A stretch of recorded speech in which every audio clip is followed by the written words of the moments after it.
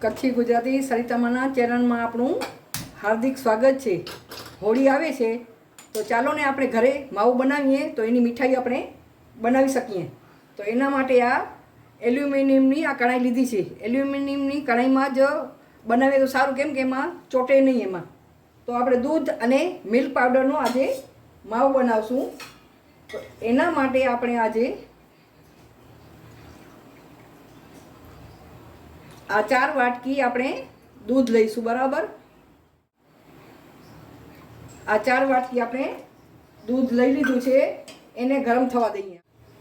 દૂધ ઉકળવા આવ્યું છે, હવે એમાં આપણે આ 2 ચમચ ઘી એડ કરી એને બરાબર આમ હલાવી લઈએ। આમ કન્ટિન્યુ આમ હલાવતા રહેવાનું, બરાબર। આમાં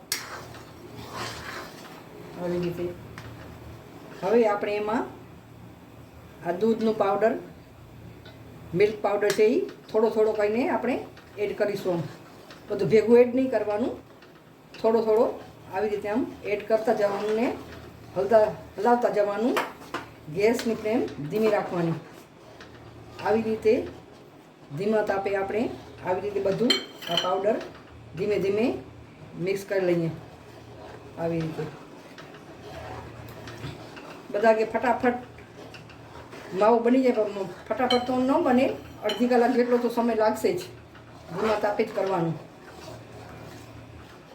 આવી રીતે આમ પાવડર બધું નાખી દીધો છે ને આવી રીતે કન્ટિન્યુ હલાવતા રહેવાનું। આમ સાઈડોમાં આમ ચોંટવા નહીં દેવાનું હોય એ કાઢી દેવાનું ને આવી રીતે આમ કન્ટિન્યુઅસ ઊભા રહીને આમ હલાવતા જ રહેવાનું। તળિયામાં ચોંટવું ન જોઈએ। હવે જોઈ શકો છો આ 15 મિનિટ થઈ ગઈ છે, આપણું આ દૂધ ઘટ થવા આવ્યું છે। અડધો 50% જેટલું માવું થઈ ગયું છે। હજી 15 મિનિટ જેવો સમય લાગશે। આમાં ધીરજની જરૂર છે। આમાં લગાતાર આમ હલાવતા જ રહેવાનું। આમ હવે આપણું આ માવું થવા આવ્યું છે। હવે 2-3 મિનિટ આમ હલાવી લઈએ એટલે માવો આપણો તૈયાર થઈ જશે।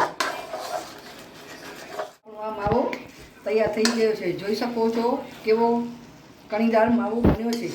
હવે ઠંડુ થશે એટલે વધારે ઘટ થઈ જશે। આપણો આ માવો તૈયાર છે, જોઈ શકો છો તમે। આ ઘરનું બનાવેલું માવું, આ અડધા કિલો જેટલું માવો છે। 200 ગ્રામ જેટલું મિલ્ક પાવડર હતું ને લીટરથી થોડું ઓછું દૂધ હતું, 1.5 લીટર જેટલું દૂધ હશે, બરાબર। એનું મેં આ માવું બનાવ્યું છે। હું હંમેશા ઘરે જ માવું બનાવું છું અને એની મીઠાઈઓ માવામાંથી હું મીઠાઈઓ બનાવું છું।